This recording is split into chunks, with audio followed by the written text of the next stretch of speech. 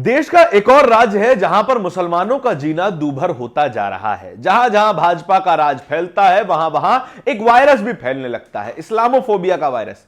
जहां मुसलमान दिखे वहां उसको पकड़िए, पीटिए, सवाल कीजिए कि तुम घुसपैठिए हो कि नहीं हो, तुम भारतीय हो कि नहीं हो, तुम कहां के रहने वाले हो, जय श्री राम कहो, या फिर उस तरीके की बातें करिए जो कि भारतीय जनता पार्टी के नेताओं को और कार्यकर्ताओं को पसंद आती है। ऐसा ही कुछ देश के एक और राज्य में होना शुरू हो गया है, जहां पर पहली बार भारतीय जनता पार्टी की सरकार बनी है। आज सुबह से ही कुछ वीडियोस वायरल हैं जहां पर मुस्लिम हॉकर्स को रोका जा रहा है और उनसे उनकी आइडेंटिटी पूछी जा रही है। पूछा जा रहा है कि किस देश के हो, कहां से आए हो, क्या काम करते हो, हिंदू इलाके में कैसे घुसाए। ये तमाम चीजें आज सुबह से ही वायरल है। क्या है ये पूरी कहानी, इसी वीडियो में चर्चा करेंगे। मेरा नाम धारण है, आप नेशनल दस्तक देख रहे हैं। देश का एक राज्य है जहां पर भाजपा की नई नवेली सरकार बनी है, नए नवेले मुख्यमंत्री हैं और वहां की राजनीति भी उतनी ही गंदी कर दी गई है जितनी कि देश के किसी और राज्य की। राज्य का नाम है उड़ीसा। उड़ीसा में पहली बार भारतीय जनता पार्टी की सरकार बनी है और वहां पे मुख्यमंत्री हैं मोहन चरण मांझी। भाजपा के राज में अब इस तरीके की स्थिति बननी शुरू हो चुकी है कि मुसलमानों का जीना दूभर कर दिया जाएगा।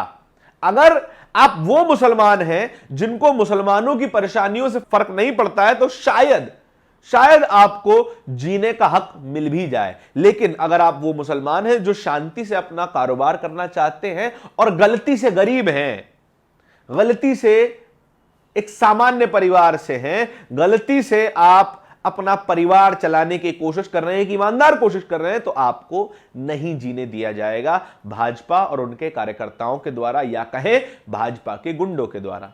साफ तौर पर जिस तरीके की वीडियो सामने आ रही है उसमें साफ देखा जा सकता है कि जिस तरीके की शब्दावली इस्तेमाल की जा रही है, जिस तरीके का व्यवहार किसी व्यक्ति के साथ किया जा रहा है, वो गुंडों से कम तो नहीं है। लेकिन इन मुसलमानों के साथ हो क्या रहा है, एक दूसरी तरफ से भी इन्हें मार पड़ रही है। भाजपा तो है ही जो इनका ना कभी समर्थन करती थी ना ही कभी करेगी, लेकिन दूसरी तरफ कौन लोग हैं? दूसरी तरफ वो स्वनाम धन्य सेकुलर पार्टियां जो कहती हैं कि हम मुसलमानों के हितैषी हैं, हम बैलेंस में ही सही पर मुसलमानों की बात करेंगे। लेकिन इस तरीके की खबरों को बहुत आसानी से नजरअंदाज कर दिया जाता है। आम आदमी पार्टी, कांग्रेस और तमाम विपक्षी पार्टियां वो बड़े धीमे से, मधुर स्वर में ही सही पर इन तमाम खबरों को नजरअंदाज कर देती है। फिर कहा जाता है कि ये जो मुस्लिम समाज है वो इतना प्रताड़ित होने के बावजूद भी अब सेकुलर विपक्षी पार्टियों को वोट क्यों नहीं दे रहा? क्या मुसलमान कट्टर हो गया है? नहीं, परेशान हो गया है। साफ तौर पर परेशान हो गया है कि जो लोग हमारे वोटों का इस्तेमाल करके, मुसलमानों के वोटों का इस्तेमाल करके सरकार बना लेते हैं या फिर अपनी पॉलिटिकल पावर को मजबूत कर लेते हैं, वो लोग तो मलाई खाते हैं, लेकिन मुसलमानों के हक में आज भी डंडा है और कल भी डंडा ही था। और मुसलमानों की कमर को बड़ा मुफीद समझा जाता है इस डंडे को तोड़ देने के लिए। और ये क्यों हो रहा है, इस पर भी बात करना ज्यादा जरूरी है। बिहार के भागलपुर का एक वीडियो बहुत वायरल हो रहा है जिसमें एक महिला है जो साफ तौर पर हेट स्पीच देती हुई दिखाई दे रही है। हेट स्पीच में वो कह रही है कि भागलपुर में एक समय था कि 15 मिनट के लिए पुलिस हटा ली गई थी, पुलिस ने कुछ नहीं बोला था, तो वहां की गंगा नदी में एक भी हिंदू की लाश नहीं बह रही थी। कितनी घातक बात है। एक लोकतंत्र में, एक ऐसे देश में जहां पर कानून का राज चलता है, वहां पर इस तरीके की बात खुलेआम कह देना और आजाद बच जाना, जेल से बाहर रह जाना एक बड़ी बात है। आपके पास सरकार का भरसक समर्थन होना चाहिए, तब जाके आप इतनी हेट स्पीच देने के बावजूद आसानी से समाज में रह सकते हैं, आसानी से अपना जीवन यापन कर सकते हैं। क्यों? क्योंकि सरकार का सर पर हाथ रखा हुआ है। प्रियंका भारती ने यह वीडियो शेयर करते हुए क्या लिखा है? भागलपुर में 15 मिनट के लिए पुलिस हटाई थी और बहती हुई गंगा में एक भी हिंदू की लाश नहीं थी। एक नफरती ढोल की। सम्राट जी, क्या आप इस लाडली दंगाई को कानून का पाठ पढ़ाएंगे? एक करारा तमाचा कानून का कान पे पड़ गया तो सब अकल ठिकाने आ जाएगी। सही बात है, कानून का तमाचा पड़ना चाहिए ऐसे लोगों के गाल पर, ऐसे लोगों के कान पर, तब समझ में आएगा कि आधा बहरापन क्या होता है। एक कान से जब नहीं सुनाई देगा कुछ सेकंडों तक, तब समझ में आएगा कि जज के सामने हवा निकलती हुई कैसी महसूस होती है। लेकिन इन जैसे लोगों पर कोई कानून का ना तो डंडा पड़ेगा ना तमाचा चलेगा। इन लोगों को एमएलसी बना दिया जाएगा, विधायक बना दिया जाएगा, हो सकता है सांसद भी बना दिया जाए।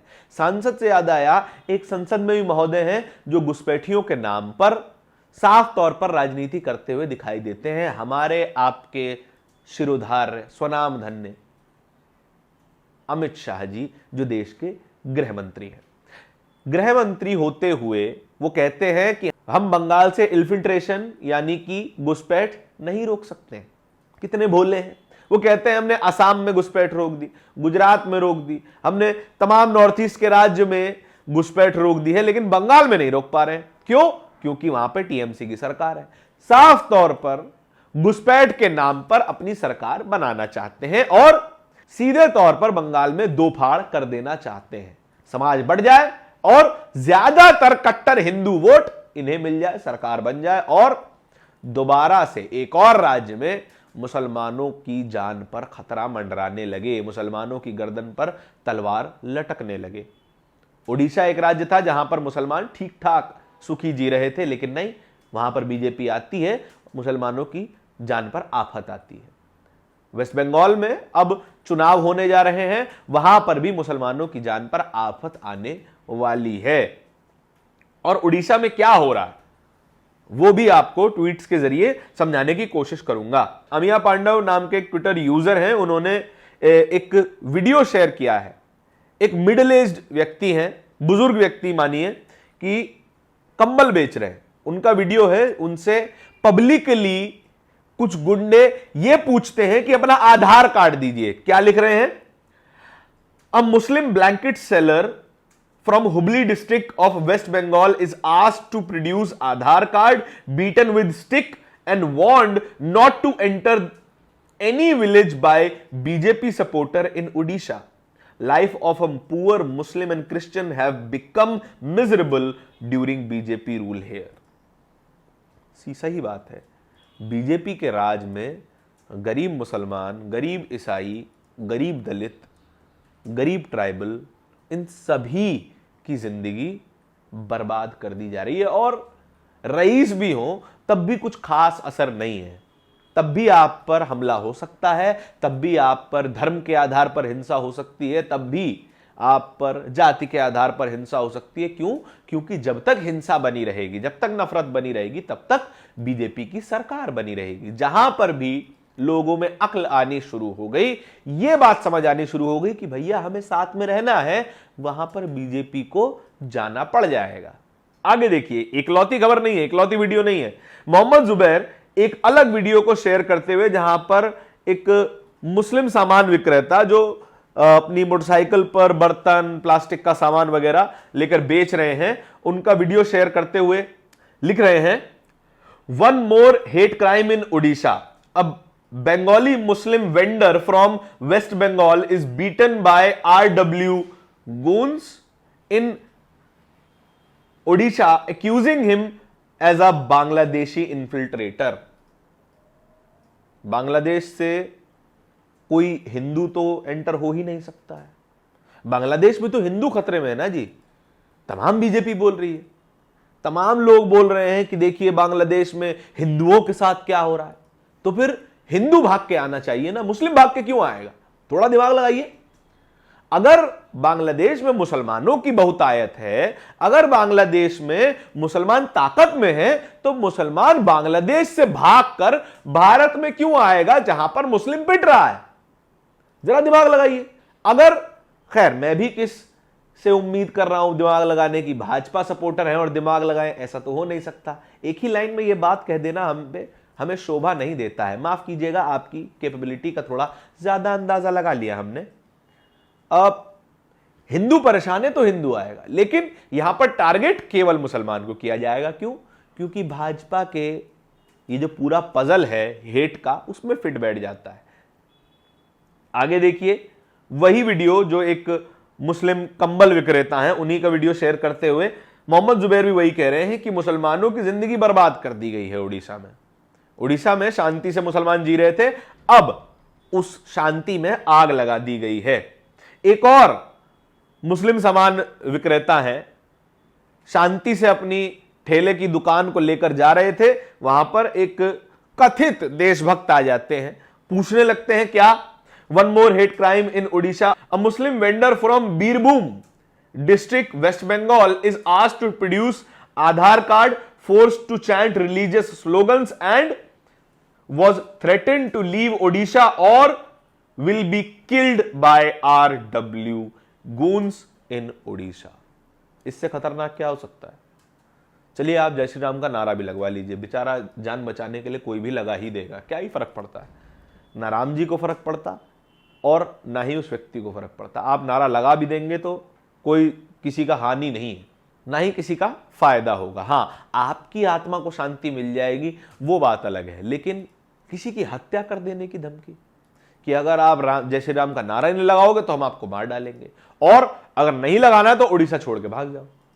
यही किया है बीजेपी ने। उड़ीसा में आके कोई भव्य महल नहीं बनवा दिए, भव्य अस्पताल, भव्य कॉलेज, भव्य यूनिवर्सिटी नहीं बनवा दी है। उन्होंने लोगों के दिमाग में गोबर का महल बनाया है, गोबर का ऐसा महल जिसकी हर दीवार पर जय श्री राम लिखा है, और उसे केवल और केवल वही सुनने में मजा आता है।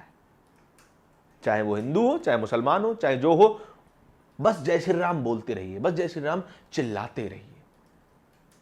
इन्हें राम का ना अर्थ समझ में आया है, ना कभी आने वाला है। क्यों? क्योंकि ये नफरती हैं, इनकी रगों में खून नहीं, नफरत दौड़ती है। आपके इस पूरी खबर के बारे में क्या विचार है कमेंट सेक्शन में बताइएगा जरूर। इसी तरह की खबरों को और भी देखते रहने के लिए नेशनल दस्तक को सब्सक्राइब जरूर कीजिएगा। बहुत बहुत धन्यवाद। दस्तक की आपसे गुजारिश है कि अगर इसको बचाना चाहते हैं तो नेशनल दस्तक को सब्सक्राइब करने के लिए रेड कलर के सब्सक्राइब बटन को दबाएं, फिर बेल आइकन की घंटी दबाएं। नेशनल दस्तक को बचाने के लिए बहुत जरूरी है कि हर खबर को शेयर करें, लाइक करें, कमेंट जरूर करें।